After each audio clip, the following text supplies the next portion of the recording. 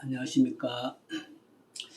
자, 오늘은 요전 앞에 제가 예스가 하나 지금 실기가 하나밖에 없어서 하나를 추가한다고 그랬죠. 을령비를 추가한다고 말씀을 드렸는데 오늘은 거기에 대해서 지금부터 다시 써내려가려고 하는 예스 법칙 중에 을령비에 대한 소개를 드릴까 합니다. 우리가 지금 법칙으로 다루고 있는 것이 조전비가 전체적으로 다 쓰인 상태고요. 예기비가 거의 마지막 부분에 와 있습니다. 그래서 예서법칙을 일단 을령비를 하나 추가를 하고 예기비가 끝나는 대로 또 법칙을 하나 추가해서 각 서체당 2개 정도를 맞추어 해 나갈까 생각합니다. 자, 지금까지 우리가 조전비, 예기비를 썼는데 이 을령비와 하고는 어떠한 관계가 있는가를 한번 살펴보면서 을령비에 대한 이해를 해보고자 합니다. 중국 전체 서예사에 있어서 각골 건문 시대를 거치고 진대에 부터 이제 석각이 이제 나오기 시작하죠. 석각이 전국시대 말기 석고문부터 나옵니다만은 진시황의 7대 석각이 이어서 그것이 한대에 넘어오면서 비가 대두가 되는데 비가 전한시대에 부터 부분적으로 조성이 되어 오면서 후한대에 가서 중국 한비의 전령을 형성하게 됩니다. 그래서 대체로 보면은 한 나라가 중간에 신이라는 나라가 있어요. 신이 있고 전한이 있고 후한이 이렇게 있는데 대체로 요 앞에 있는 진나라 때는 전설을 썼죠. 진나라 때는 전설을 썼는데 전한 시기는 전서로부터 예서로의 진행 과정에 있는 과도기라고 할 수 있습니다. 보통 이 수체를 고예라고 이야기해요. 고예. 예서 중에서도 그 앞전 시대의 글씨 서체라 해서 고예라고 하고 이 후반기 후한에 오면서 파책이라는 게 발전합니다. 이렇게 눌러서 축되는 이 파책이라고 그러는데 파책이 발달한 고체를 고에 대한 금예라고 해요. 금예라고 하기도 하고 딴 말로 팔분예서라는 단어로 두 가지를 씁니다. 자, 그래서 전한시대에는 비가 있긴 있었는데 주로 고예로 굵기가 비교적 변화가 없는 고예로 오다가 신을 중심으로 후한대 오면서 예서의 특징을 갖추는 금예로 발전을 해 나가는데 특히 후한이 한 200년 되는데 요 100년이 이렇게 있잖아요. 요 150년이 이렇게 있고 있는데 어디쯤 와서 확립이 되느냐 하면은 후한 후반기 있죠. 150년을 중심으로 해서 200년 사이 여기에서 집중적으로 발전을 하고 완성을 하게 됩니다. 그래서 중국 석각 사상에 있어서 최초로 석각이 예술적으로 굉장히 많이 이루어지는 시대가 후한 후반기입니다. 그래서 비가 너무 많이 세워져서 위나라에 가서는 금비령이 내려지는 그런 문제가 생기게 되는 거죠. 자, 그래서 지금 150년에서 200년 사이에 이렇게 이 사이에 대표적인 석각이 이루어지는데 을령비가 이 150년에서 제일 150에 3년에 이 을령비가 조성이 됩니다. 그리고 우리가 썼던 예기비가 요거에 3년 뒤에 156년에 예기비가 나와요. 예기비 나오고 바로 이어서 이제 우리가 썼는 조전비는 상당히 후반기에 나옵니다.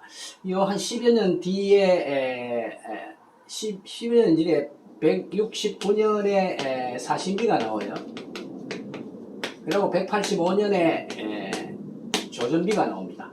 그리고 그 이듬해인 186년에 장천비가 나와요.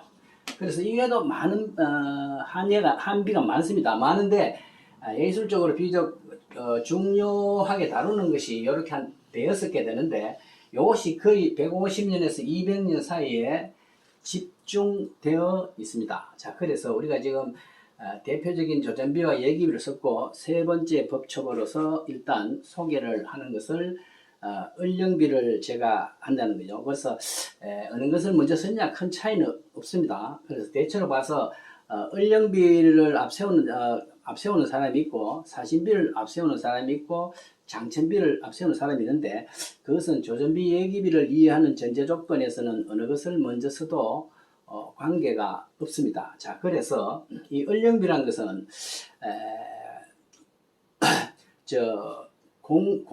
공자묘에 거기에 많은 비들이 있는데 거기에 예기비도 거기에 있어요. 예기비하고 이 을령비하고 예기비하고 사신비가 이 세 개가 공자묘에 있습니다.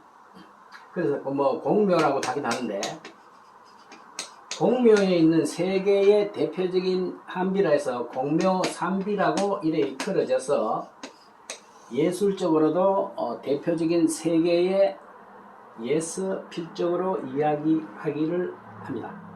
자, 그래서 우리가 지금 쓰고 있는 것은 예서의 전성기, 마지막 전성기라고 할 수 있는 이 시기에 글씨를 쓰고 있다 이렇게 보면 되고요. 그리고 이렇게 대표적인 글씨를 써놓으면서 그 다음에 예서를 더 심화시킬 때는 이 끝으로 거꾸로 소급을 해서 고예 쪽으로 공부를 돼가면 예수 공부가 어느 정도 완성이 된다 이렇게 볼 수가 있습니다. 자, 그러면 이 을령비는 어떤가? 을령비는 비가 비교적 큽니다. 가로가 130, 세로가 260이에요. 굉장히 비교적 큰 비라고 할 수가 있습니다. 옆으로 18행, 그리고 밑으로 40자 이래가지고 자수가 한 상당히 비교적 한비 중에서는 뭐 보통 비도만은 766으로 되어 있는데 한 700여자 되면은 비교적 큰 비라고 할 수 있습니다. 마모된 이 중간에 금이 좀 가 있고 이쪽 부분이 좀 마모가 좀 있어서 결손된 부분이 들어 있습니다. 그리고 우리가 보통 을령비라고 이야기하는데 그런데 을령비는 보통 비에는 비 뒷면에다가 비음이라는 게 있고 앞면에 제액이라는 게 있어요. 그게 기본적인 그 양식인데 어떻게 되었는지 이 제액이 없는 상태예요. 제액이 뒤에 비음도 없고 제액이 없는 상태라서 이 비의 이름을 부르는 것이 굉장히 여러 가지가 있습니다. 한 10가지 이상이 돼요. 뭐 길게 나오는 것도 많이 있는데 그 중에서 우리가 가장 그 중에서도 대표적으로 일반적으로 쓰여지고 있는 것이 이 을령비입니다. 을령비. 을령이란 사람 이름입니다. 을령비로 되어 있고 그 을령비 내에 주인공으로 등장하는 사람 중에 한 사람이 공화라는 사람이 있어요. 공화라는 사람이 있어서 공화비라고도 하고요. 그리고 그 내용에 비추어서 백석졸사라는 관명이 나옵니다. 관명이 나와서 일반적으로도 백석졸사비라고도 해요. 백석졸사비.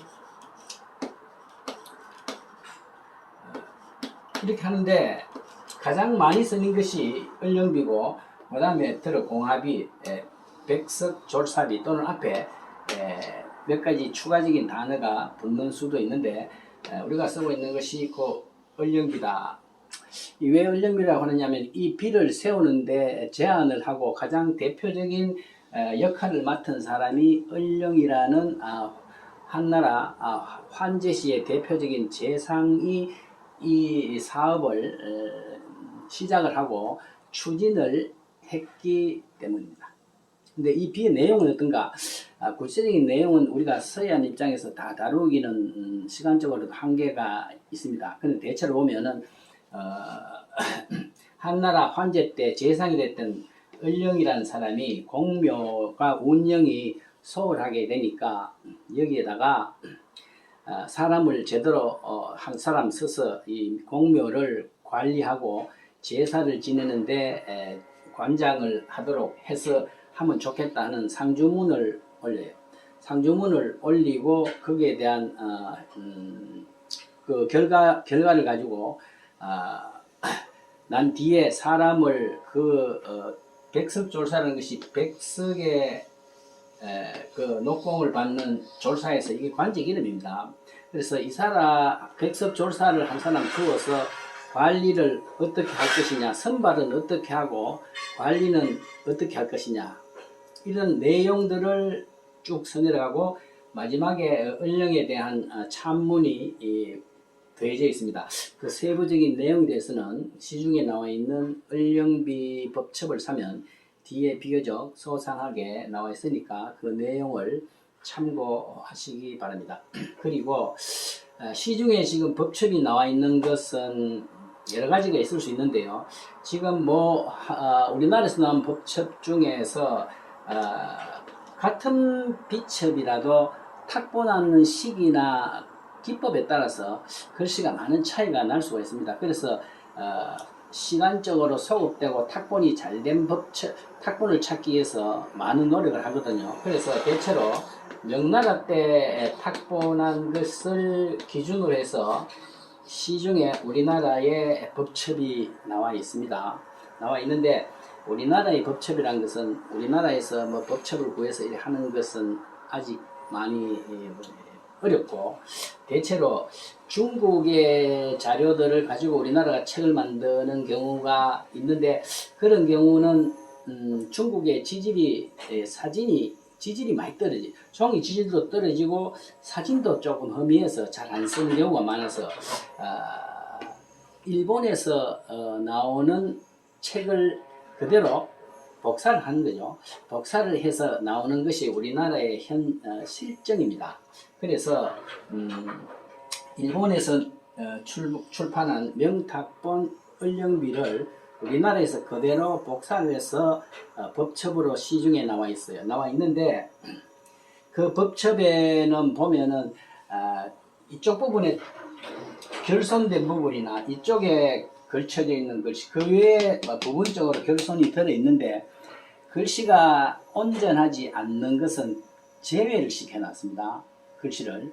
그래서 비교적 글씨가 80% 이상 보이는 글자를 중심으로 해서 글씨를 게재를 해놨다는 것을 이해를 해야 됩니다. 자, 그런데 그러면 어떻게 해야 될 것이냐. 어떤 법첩은 보면은 글씨가 상당히 나와 있어서 그대로 쓸 수 있는 것도 있는데 우리나라에서 나온 이 법첩에서는 그 전본이 일본 책이지만 그 전본에는 조금 부분 결실된 것을 제외해 놓은 그런 상태로 법첩이 나와 있습니다. 이 점을 참고를 하시기 바라고요. 우리가 법첩을 처음 택해 쓰는데 그 문제가 있어요. 글씨가 잘 안 보인다는 거죠. 부분이 깨어졌거나 이러할 경우에는 어떻게 할 것이냐. 처음 임서를 하는 경우에는 되도록이면은 온전한 글씨를 먼저 한번 쓰는 것이 중요합니다. 한번 쓰고 나면은 전체적인 흐름을 이해하기 때문에 다시 재차할 때는 조금 결손된 부분의 글씨가 눈에 들어오게 됩니다. 그래서 초학자일 때는 온전한 글씨만 쓰는 것이 바람직하고 두 번, 세 번, 네 번 써가면서 여러 번 써가면서 전체적인 글자의 특징을 파악을 하면서 부분 결실된 글씨를 써내려가는 것이 좋습니다. 그래서 그런 관점에서 일단은 부분 결실된 것이 제외된 지금 현존 시중에 나와 있는 법첩을 중심으로 일단 다루도록 하겠습니다.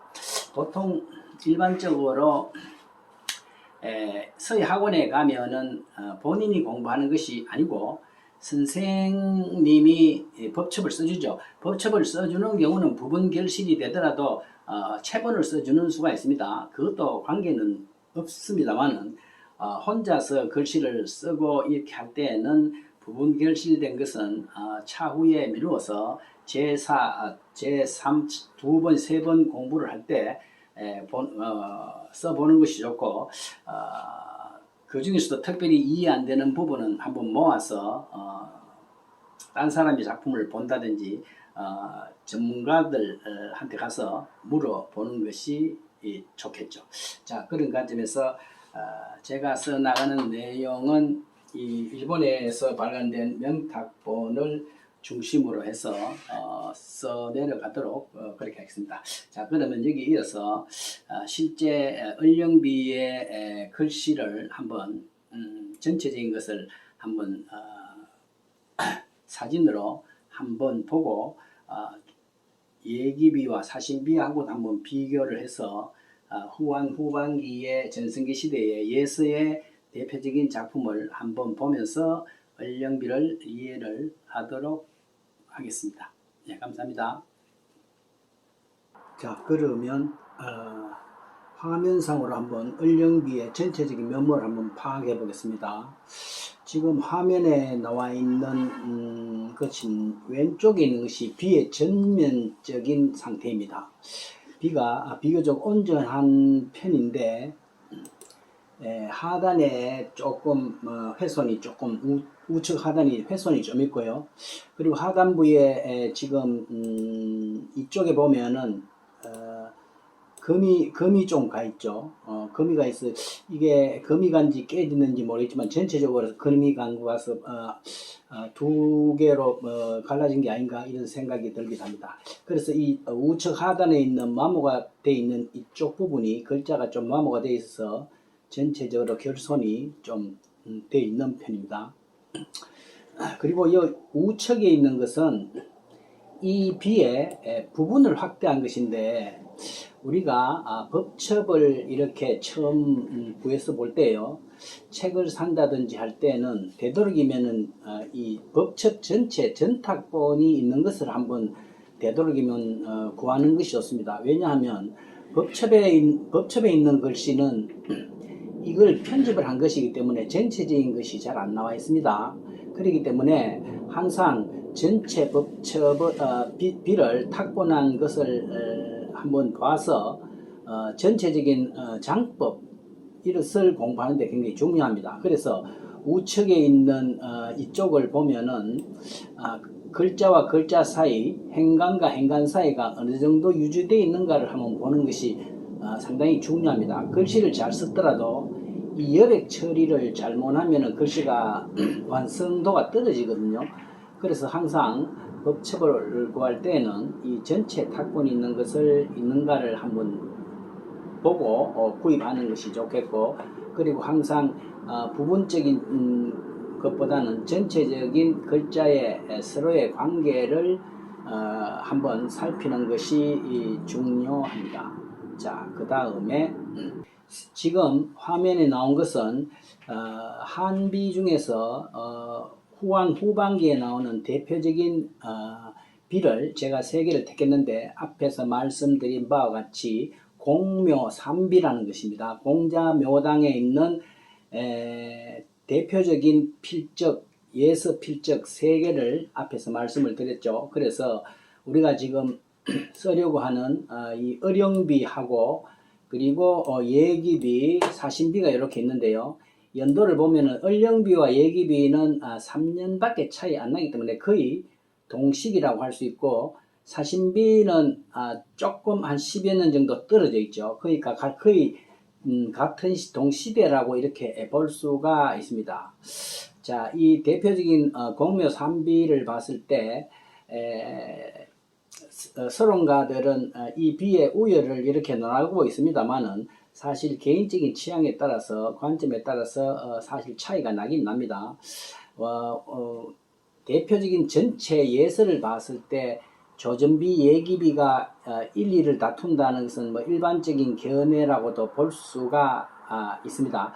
그 외에 삼비를 넣을 때 장천비를 더하는 경우가 있는데 또는 그 장천비 대신에 을령비를 더하는 사람도 있고 또는 사신비를 더하는 사람이 있어요. 크게 봐서 예술에 뭐 순차를 매긴다는 것은 바람직하지 못한 것이기 때문에 전체적으로 봐서 한대 예서는 조전비, 예기비, 을령비, 사신비, 장천비 뭐 이렇게 대표적으로 볼 수 있고 그 위에도 좋은 글씨가 많이 있습니다. 자, 그래서 여기에 나오는 이 을령비하고 보면은 예기비는 조금 변화가 있다는 면에서 굉장히 높게 평가하고요. 사신비하고 을령비를 비교해 봤을 때는 뭐 우위를 가린다기보다도 사신비는 조금 더 응축된 맛이 있고 을령비는 조금 예서의 특징을 잘 살린 그런 편이라고도 볼 수가 있습니다.